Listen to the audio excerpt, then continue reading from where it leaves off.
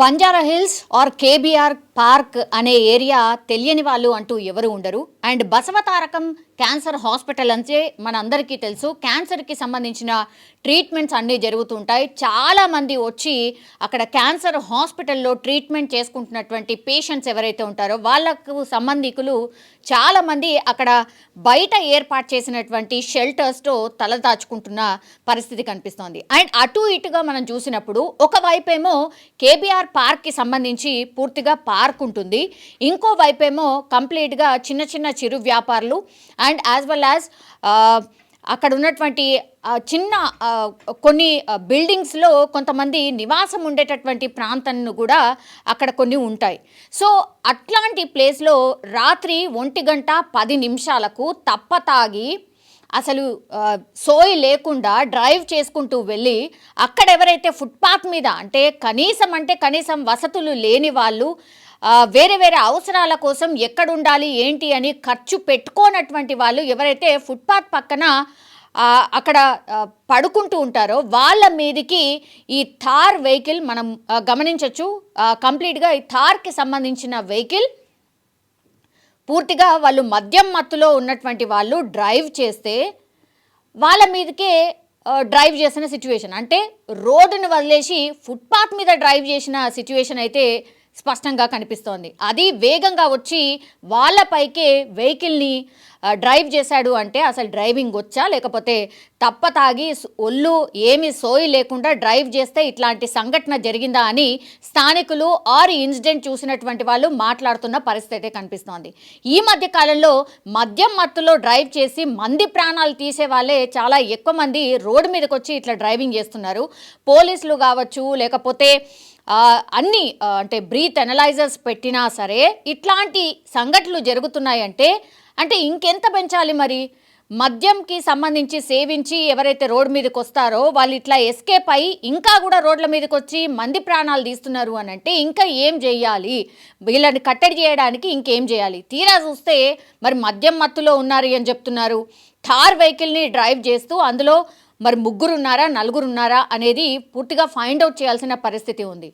వెహికల్ని అయితే అక్కడ అంటే వదిలేసి ఆ ఇన్సిడెంట్ జరిగిన తర్వాత వదిలేసి పారిపోయారట. ఇప్పుడు మనం గమనించవచ్చు, పక్కన ఉన్నటువంటి విజువల్ మనం చూసినప్పుడు రాత్రి 1:10 టైం అప్పుడు జరిగినటువంటి ఇన్సిడెంట్. అది ఎగ్జాక్ట్లీ కేబీఆర్ పార్క్ ఆ సర్వీస్ రోడ్ ఉంటుంది కదా, పార్కింగ్ ప్లేస్, ఆ పక్కన ఉన్నటువంటి ఆ ప్లేస్లో థార్ వెహికల్ని డ్రైవ్ చేస్తున్నటువంటి వాళ్ళు ఎవరైతే ఉన్నారో సీసీ ఫుటేజ్లో ఆ డ్రైవ్ చేస్తున్న వ్యక్తులు ఎవరు, ఆ వెహికల్ని అక్కడే వదిలేసి పారిపోయిన వ్యక్తులు ఎవరు, ఎట్లా ఫైండ్ అవుట్ చేస్తారు మరి. మనకు అంటే పోలీసులు రిలీజ్ చేసినటువంటి ఈ సీసీ ఫుటేజ్లో కేవలం డ్రైవ్ చేసిన థార్ వెహికల్ ఒక్కసారిగా వాళ్ళ మీదకి పోనిచ్చిన తర్వాత లైట్స్ అన్నీ బ్లింక్ అవుతున్నాయి అంతే. అసలు థార్ వెహికల్ ఇంకా ఏం వెహికల్ అనేది కూడా మనకు కనిపించట్లేదు. అట్లాంటిది ఆ థార్ వెహికల్ని డ్రైవ్ చేసినటువంటి వాళ్ళు పారిపోయారని చెప్తున్నారు. మరి వాళ్ళని ఎట్లా ఫైండ్ అవుట్ చేస్తారు? సరే, ఇప్పుడు థార్కి సంబంధించిన వెహికల్ది రిజిస్ట్రేషన్ నంబర్ ఆర్ దాని నంబర్ అయితే దొరికింది. కానీ ఇప్పుడు చాలా టైమ్స్ మనం ఇట్లాంటి ఇన్సిడెంట్స్ చూసినప్పుడల్లా థార్ వెహికల్ ఒక ఓనర్ మీద ఉంటుంది, కానీ డ్రైవ్ చేసింది ఎవరో అన్నటువంటిది ప్రొజెక్ట్ చేసే అవకాశం చాలా ఎక్కువగా ఉంటుంది. ఇప్పుడు సీసీ ఫుటేజ్లో అసలు ఆ థార్ వెహికల్ని డ్రైవ్ చేసి ఒక మనిషిని చంపినటువంటి వాళ్ళ విజువలే లేదు.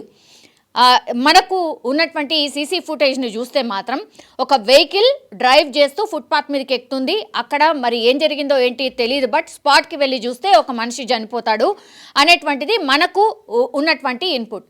కానీ ఆ థార్ వెహికల్ అంతా అయిపోయి అందులో ఉన్నటువంటి వాళ్ళు అంతా పారిపోయిన తర్వాత ఇప్పుడు ఆ వెహికల్ మాత్రమే మిగిలింది. ఇప్పుడు ఆ డ్రైవ్ చేసిన ఆర్ ఈ చంపిన వ్యక్తులు ఎవరు అనేది ఎట్లా ఫైండ్ అవుట్ చేస్తారు? ఎవరో డ్రైవ్ చేస్తారు, తీరా చూస్తే వాళ్ళ డ్రైవర్ను లేకపోతే ఇంకొకళ్ళను పెట్టి కేసుల నుంచి ఎస్కేప్ అవుతారు. బడా బాబులకు సంబంధించిన ఇన్సిడెంట్స్ ఏమైనా జరిగినప్పుడు లేదంటే ఇన్ఫ్లుయెన్స్ చేసే వ్యక్తుల ఇన్సిడెంట్స్ ఏమైనా జరిగినప్పుడు ఇట్లాంటివే జరుగుతాయనేది చాలా టైమ్స్ చాలా కేసెస్లో మనకు బయటపడినటువంటి సిచ్యువేషన్. మరి ఈ కేసులో కూడా అదే జరిగిందా? బసవతారకం హాస్పిటల్ దగ్గర జరిగినటువంటి ఈ ఇన్సిడెంట్ ఏదైతే జరిగిందో మరి థార్ వెహికల్ని డ్రైవ్ చేసిన వాళ్ళు ఎవరు, తప్ప తాగి ఆర్ మద్యం తాగి డ్రైవ్ చేశారు అని చెప్తున్నారు. వాళ్ళు ఎవరు ఏంటి అనేది నిజంగానే బయటపెట్టే అవకాశం ఎంతవరకు ఉంది, నిజంగానే అరెస్ట్ చేసే అవకాశం ఎంతవరకు ఉంది? మరి ఒక మనిషి చనిపోయాడు అని చెప్తున్నారు.